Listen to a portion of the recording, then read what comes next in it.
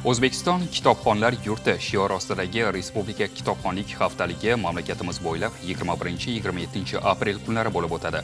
Haftalik doirasidagi tadbirlar vohamizdagi Adib Sobir Termiziy nomidagi viloyat hamda tumanlar axborot kutubxona markazlarida o'tkazilishi rejalashtirilmoqda. Jarayonlar haqida muxbirimiz Durdona Eshmurodova jonli efir orqali to'xtalib o'tadi. Marhamat Durdona. Beminnat ustoz bilim va ma'naviy yuksaklikka erishishning asosiy manbaidir. Darhaqiqat, Alisher Navoiy ta'biri bilan aytganda, kitob biz uchun haqiqiy ma'naviyat ulashuvchi, nur taratuvchi narsa hisoblanadi.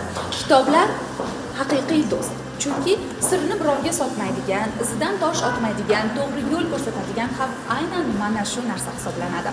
Bugun mamlakatimizda kitobxonlik madaniyatini yuksaltirish, kitobxonlar safini orttirish va oilaviy kitobxonlar bilimdonlarini oshirish maqsadida ham kitobxonlik haftaligi o'tkazilmoqda. Haftalik doirasida bizni qanday tadbirlar, qanday bayramlar va qanday bellashuvlar kutyapti?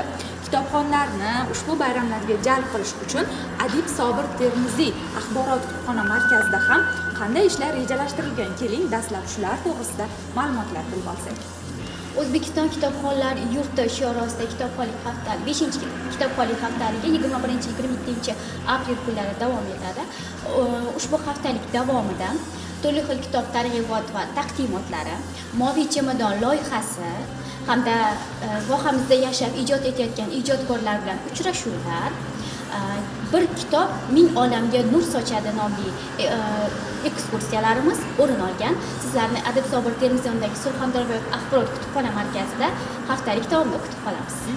Haftalikda albatta barcha o'quvchilar, talabalar va kitobga qiziquvchi yoshlar qatorida oilaviy ham tashrif buyurishingiz mumkin. Aynan bugun ushbu haftalikni ochilish marosimida ham kitob qalbimizda suratlarda mavzusida rasmli ko'rgazma tashkil etildi.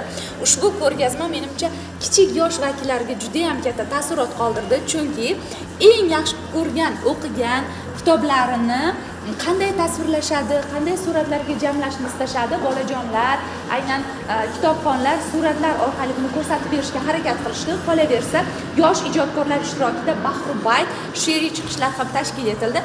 Qolaversa, aynan Termiz davlat universitetida kutubxona va axborot faoliyatini tashkil etish yo'nalishi talabalari ham ushbu tadbirlarda bugun faollik ko'rsatishdi.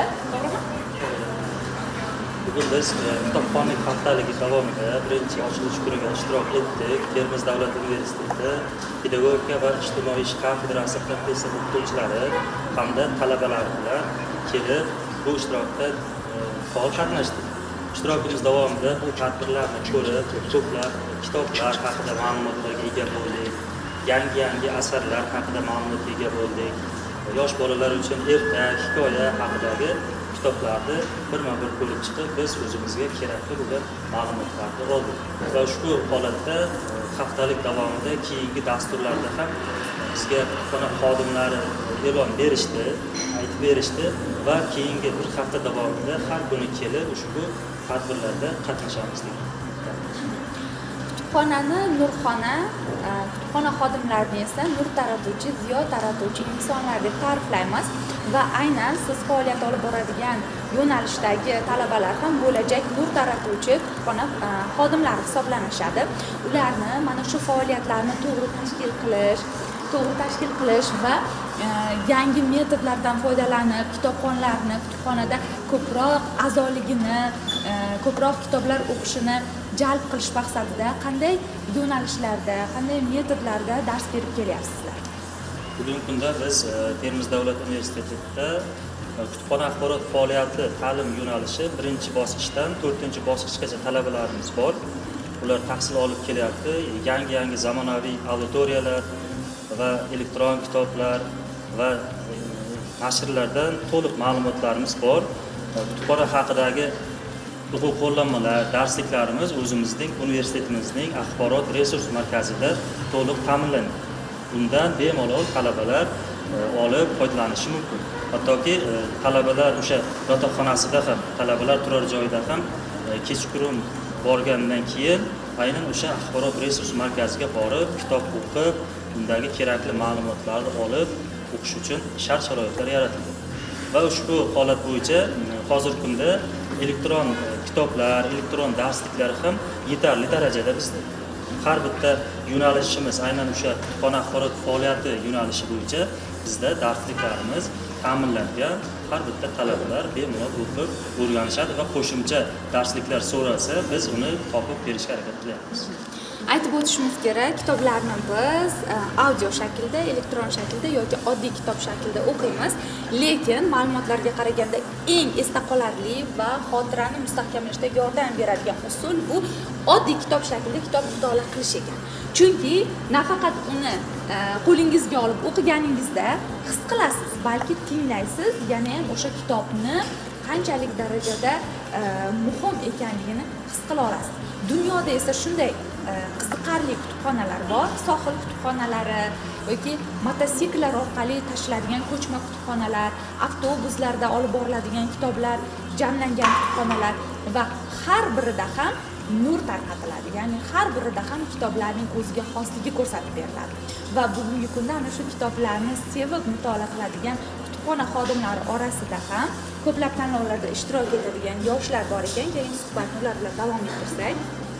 Men hozirgi kunda Termiz davlat universitetining kutubxona axborot faoliyati yo'nalishida 4-kurs talabasiman hamda Muzrabot tuman axborot kutubxona markazining kadrlar bo'yicha inspektor lavozimida ishlab o'z faoliyatimni olib bormoqdaman. Men kitobga bo'lgan qiziqishim juda yuqori bo'lganligi sababli yilning eng yaxshi axborot kutubxona mutaxassisi ko'rik tanloviga ishtirok etdim. Viloyat bosqichida faxrli 3-o'rinni qo'lga kiritdim. Men prezidentimiz yaratib berilgan yoshlarga ko'pgina sharoitlari sababli o'z minnatdorchiligimni bildirib qolaman. Shu boisdan men yoshlarga o'zining ko'pgina kitoblar o'qishini, qiziqishini, kitoblarga bo'lgan muhabbatini oshirishni yanada taklif qilib qolaman. Mana siz ham kutubxonada faoliyat yuritadigan xodim sifatida, ham kitobxon sifatida qanday kitobni o'qishni, qanday kitoblarni ko'proq mutolaa qilishlarini tengdoshlaringizga tavsiya qilasiz? Men yaqinda o'qigan kitobim O'lmas Umarbekovning Odam bo'lish qiyin romani juda ham ta'sirli. Inson avvalambor olim emas, odam bo'lish kerak. Shu munosabati bilan men yoshlarga asosan o'sha kitobni taklif bergan bo'lar edim. Rahmat. Kitobxonlik haftaligi 21-apreldan 27-aprelga qadar davom etadi. Yuqorida sanab o'tilgan tanlovlar, kitobxonlik haftaligi doirasidagi tadbirlarda siz ham faol ishtirok etishni istasangiz, albatta mana shunday nurxonalarga, kutubxonalarga keling va oilaviy birgalikda farzandlaringiz bilan, do'stlaringiz bilan kitob mutolaasiga kirishing, bahs-munozaralarda faol ishtirok eting. Biz esa kitobxonlik haftaligi doirasidagi tadbirlarni efirlarimiz orqali sizlarga yetkazib berishga harakat qilamiz. Voha 24 uchun Muhammad Razoqov, Durgona Eshmurodova maxsus tayyorladi.